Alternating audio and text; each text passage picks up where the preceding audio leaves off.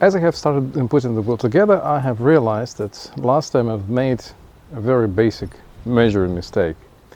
I have ordered spokes that are too short for the job, and the spokes that I had originated from my friend are short too.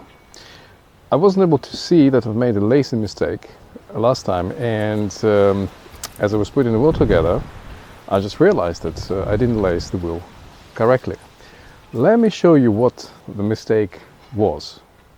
It may be a bit hard to see. The two spokes that failed on the back is this intersection, this part. And what I did last time, I actually swapped the spokes around. So this spoke went here, and this spoke went to this hole. And I actually wasn't able to see this lacing mistake until I tried to settle the spokes. Yeah, so these mistakes do happen when you build it. A few weeks later, let's take a go at it again.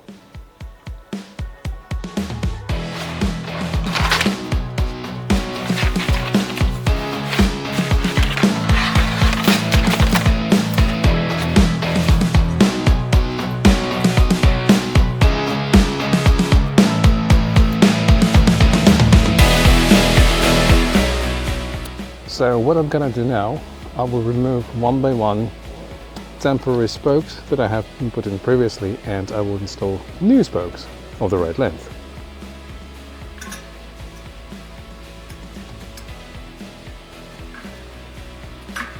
Let's loosen up a bit the spokes with a spoke wrench.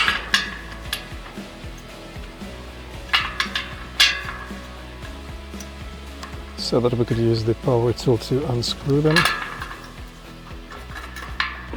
Make it a little bit less work for us.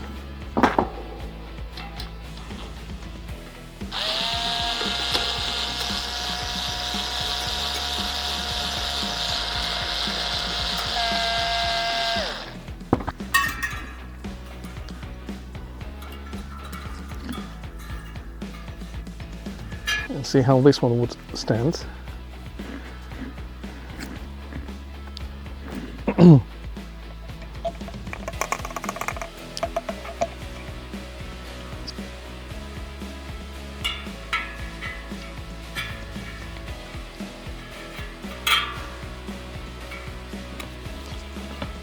Carefully thread it over.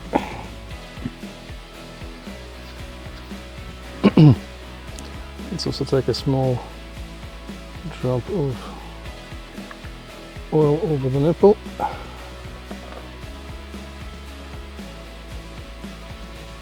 And let's put that into the hole.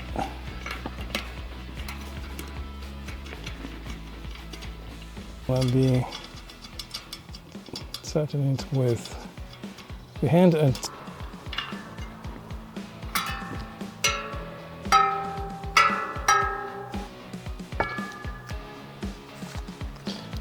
let me put a small flag to indicate that this is the spoke that got replaced, because right now I wouldn't be able to see it.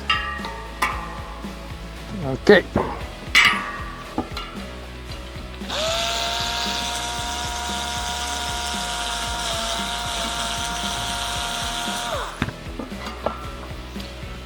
Alright, this one just falls out. Excellent.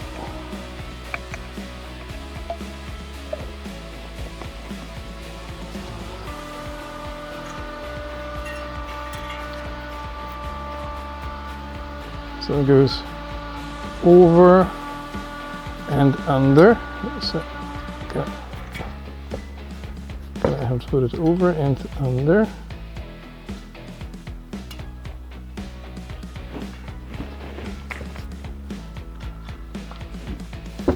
Over and under, and let's pre-tighten it.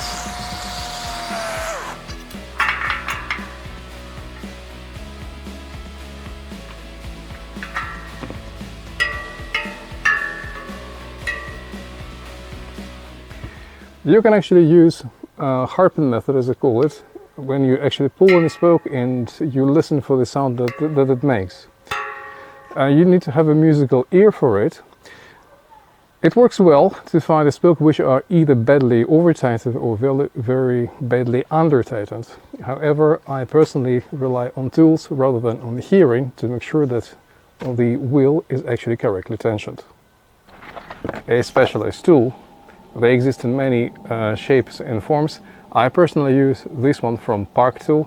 It is spoke tensionometer. This tensionometer works by measuring the tension of a spoke, and here it says 26, where the target value for the tension is 25 for 2mm round spokes.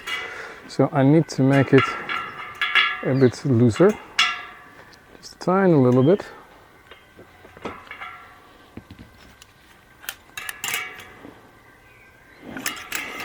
Almost there.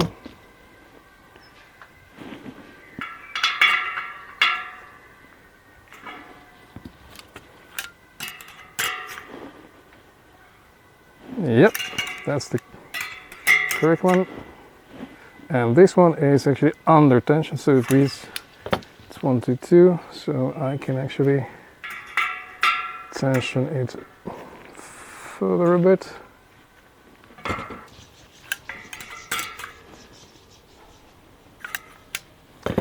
All right, another interesting trick is that after you have tensioned the spokes to the desired tension, as your tool shows, you also need to make sure that the spokes themselves are not twisted. And to do that, you need to stress relief spokes.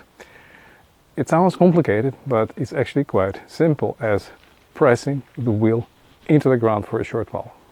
Let me show you how it's done.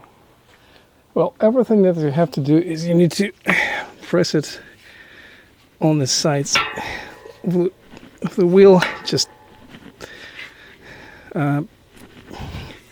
lean on it and put short bursts of force. You can also do it from another side to make sure that the wheel is standing.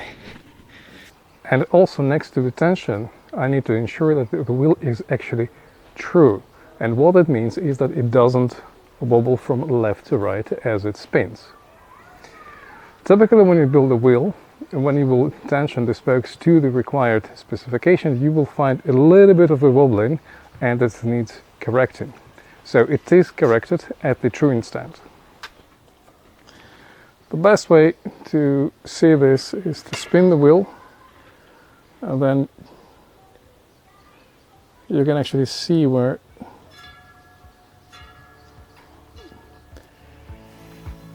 it wobbles out.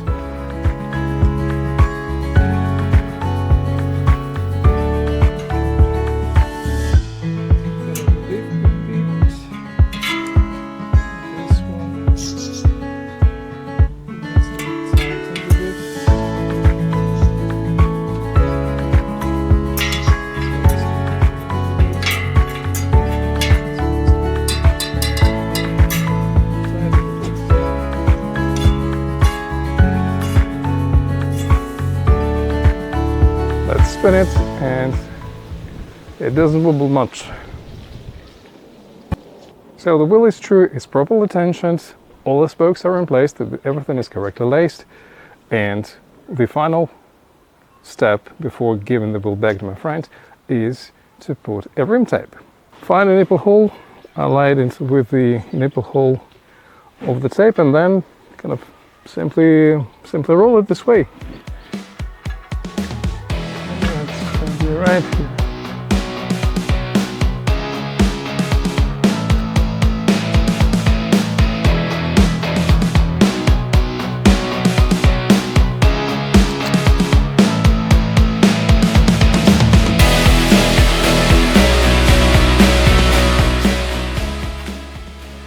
them get a bit extra.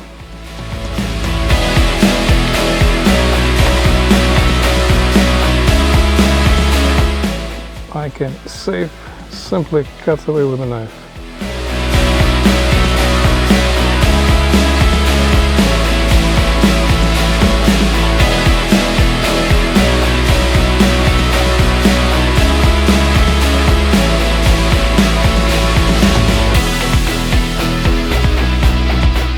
And this is it.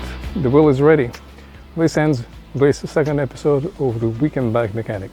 See you soon.